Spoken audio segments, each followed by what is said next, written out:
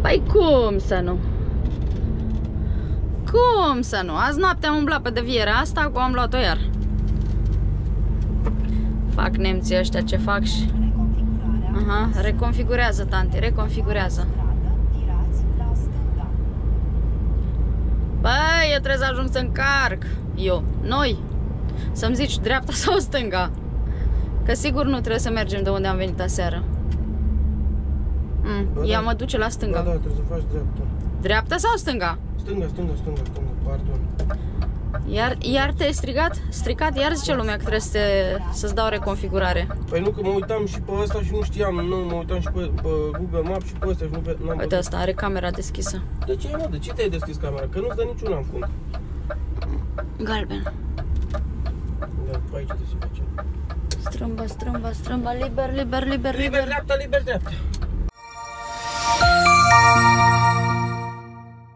Tu știi ce înseamnă indicativul FRC de pe semiremorcile frigorifice? Rămâi cu mine în continuare și îți voi explica ce înseamnă. Hai la treabă! Bună și bun venit la un nou video. Dimineața am descărcat la Netto și a rămas tot aici. Și acum mergem să încărcăm la vreo 100 de kilometri să încărcăm pentru Anglia margarină. N-am mai avut parte de o încărcare noaptea de... nu mai țin minte de când. Și descărcarea am avut una recent. Da, mergem să încărcăm și să dăm bătaie că trebuie să decuplăm în Olanda la un vapor. Astea sunt ordinele inițiale, să vedem mâine dimineață dacă se schimbă ceva. Hai la treabă! Bun. De exemplu, FRC 12 liniuță 2024 înseamnă că respectivul certificat este valabil până în decembrie 2024. Așadar, înscrisul FRC de pe agregatele frigorifice este un certificat, un fel de ITP. FNC-FRC înseamnă că agregatul este prevăzut cu o suprastructură frigorifică prevăzută cu o instalație de răcire care permite reglarea temperaturii între plus 12 grade Celsius și minus 20 de grade Celsius, în condițiile unei temperaturi exterioare de plus 30 de grade Celsius. Mai găsim FNA-FRA, care se încadrează la plus 12 grade Celsius, 0 grade Celsius, FNB-FRB, plus 12 grade Celsius, minus 10 grade Celsius, FND-FRD la mai puțin sau egal cu 0 grade Celsius, FNE-FRE mai puțin sau egal cu minus 10 grade Celsius, FNF-FRF mai mic sau egal cu minus 20 de grade Celsius. Da, pe aici trebuie să facem. Strâmba, liber. Liber dreapta.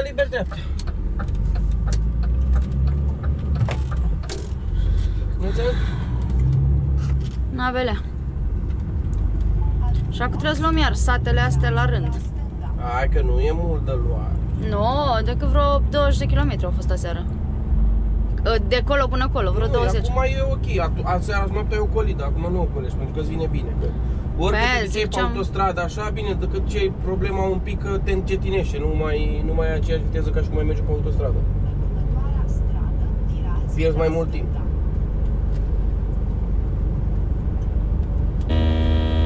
A, uite, a început.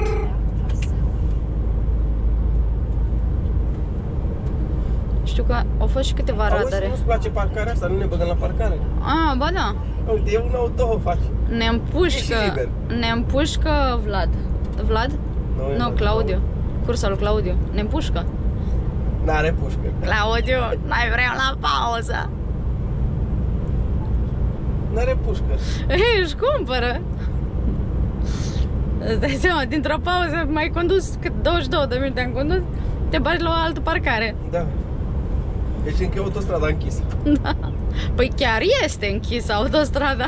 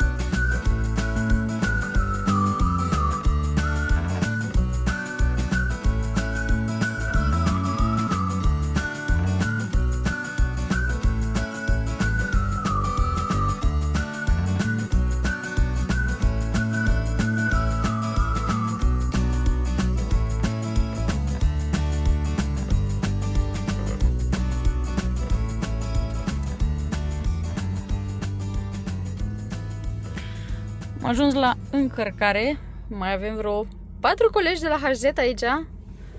Mai e unul în rampă. Și Gabi s-a dus să vadă dacă încărcăm și dacă e marfa gata. Ne-am dat seama că aici am mai fost, cred că în urmă cu vreo 7 luni, dacă nu mă înșel. Cum am intrat pe stradă, ne-am dat seama că am mai fost. A sunat Gabi că să mă duc la rampă, că deja avem, uite, Polonia, AZ de Polonia.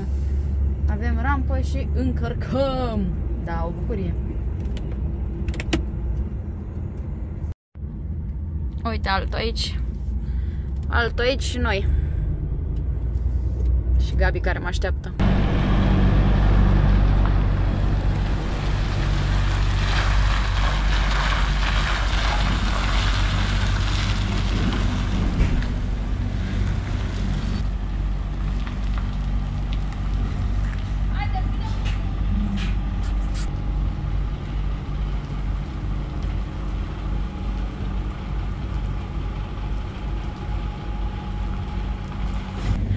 Ne-am pus bocanci, vestă și mergem la treabă.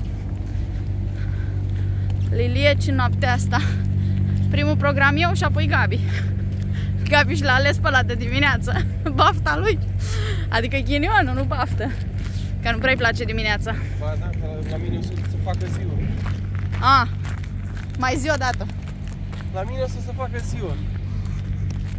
E șmecher. Pe ceasul, dacă termin la 12 de încărcat, la mine o să fie ziua.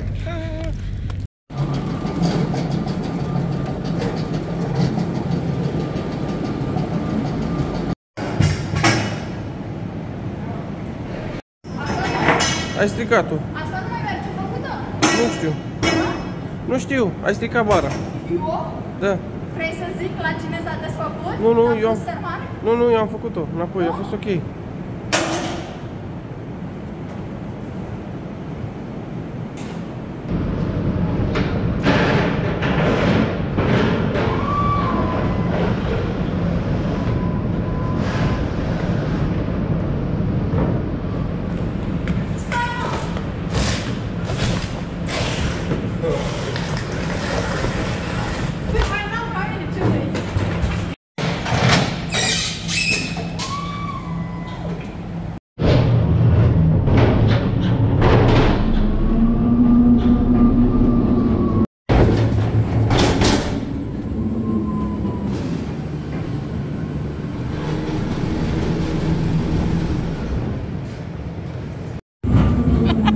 Ți-ai făcut discotecă?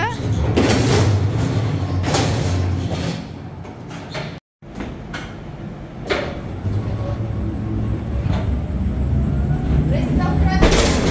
N-ai să-l pui. Eu atât am voie să plimb în seara asta. Nici tu nu vezi paletul ăsta. Da, păi eu. Ce? Auzi, știi ce nu ne-am uitat? Cine mănâncă Flora, asta încărcăm. Da, Flora și Rama, asta încărcăm pentru Anglia. Și toți colegii noștri tot asta încarcă. Bau!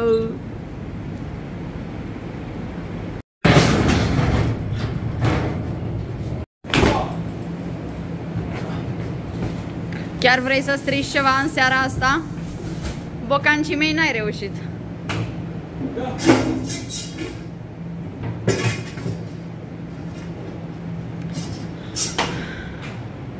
Pe cât ai zis, pe 6 grade frigul? Da. Margarină la 6 grade. Și mai vine ultimul palet. Strigă și tu, liberarea! Libertate! Hai, blochezi Liza aici?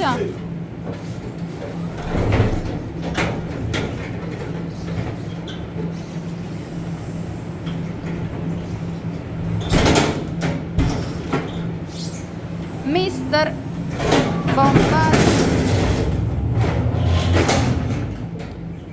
De-aia trebuie forță de bărbat uneori. Asta e handicapată. Aia care ai stricat? Aha, tu la Wustermark ai. Tu. Tu ai stricat. Vezi? Dacă filmam dimineața aveam dovezi. Aia o pui ca să fie, nu că...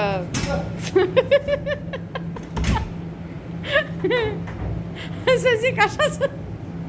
Așa se asigură Marco. Ai stricat bara?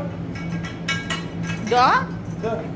Dar nu, deci bara asta din mijloc. Di, căluțu, di! Tic, tic, tic, tic, tic, tic. Am zis, așa trebuie să faci.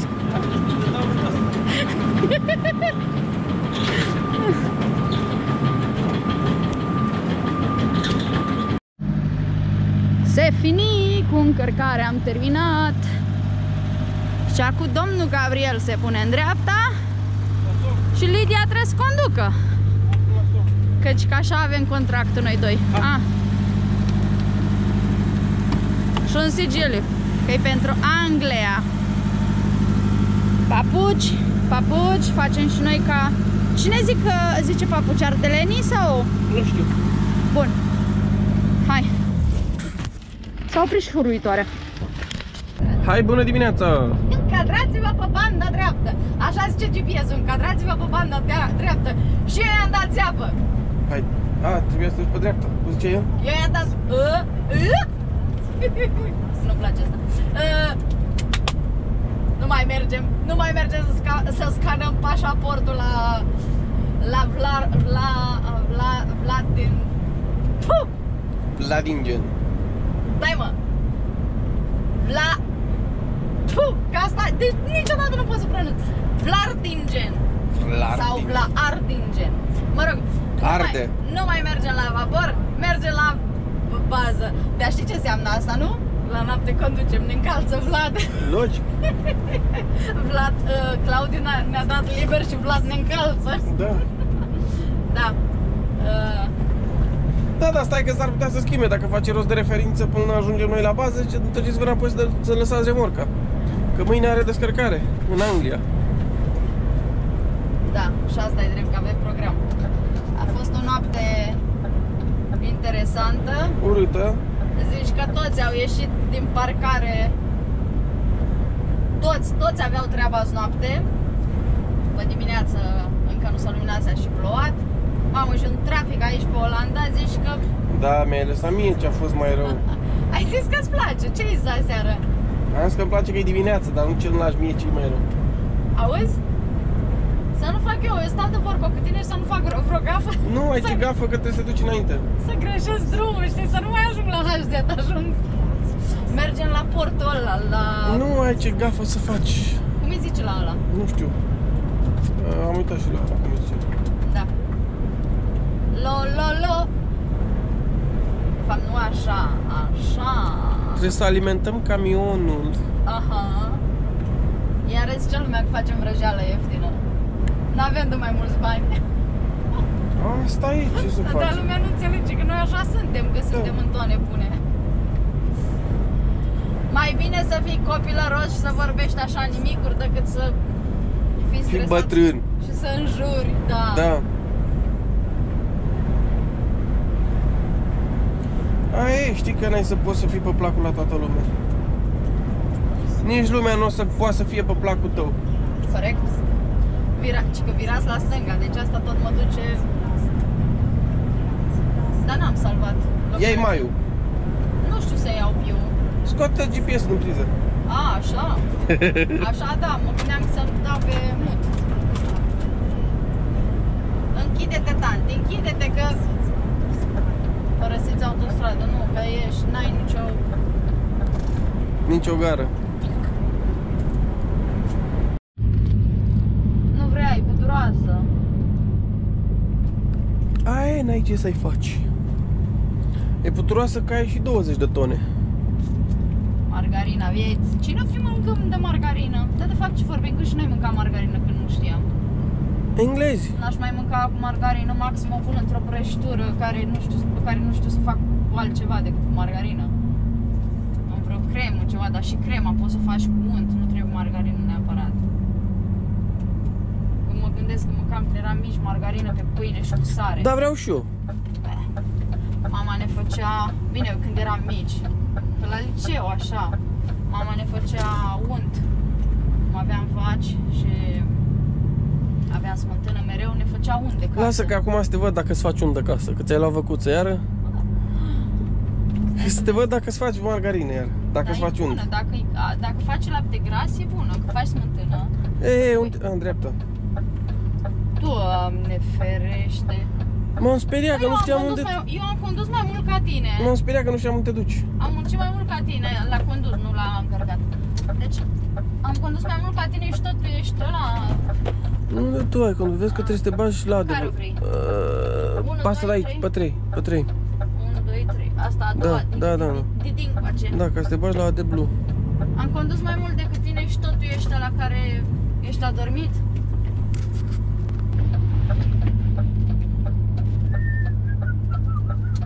Uite, am pus ăsta, panou la intrare.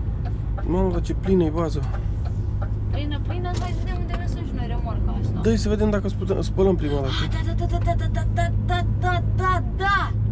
Că n-am mai spălat de o lună de zile.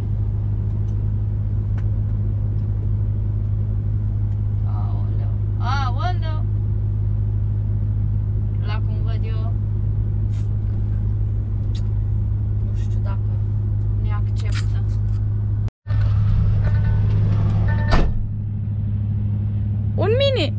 Un mini truck. Na, că HD are și o mini, o șaptică. Dar nu-i șaptica asta, de cât e? Ce faină e!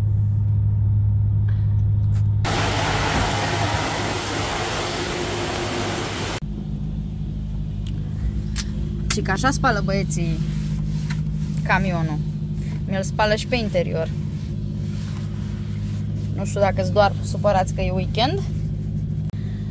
Ei, în loc să dea cu spumă prima dată pe interiorul ușii și pe urmă să stropească camionul pe exterior, au făcut invers. Și acum stai Lidia și șterge. Bine, la ușa aia altă n-au făcut, au făcut în ordinea corectă, dar la asta... Ce faci, baby? Bag în parcare. Așa se bagă? Da. Cu ușa deschisă? Da. Valeu, cine te vede? Da, dar zi de ce? Că nu mă las deschid geamul, că am spălat camionul. Și asta e drept. Că am slăbuți cu muncă azi. Vezi seara când s-au agitat lucrurile și când s-o dau curse. Noi avem liber! Nu s-a mai dat nimic, asta înseamnă că ne punem la 9 ore până la... și de seară ne încalță. Până la 2-3 atunci ne dă cursa.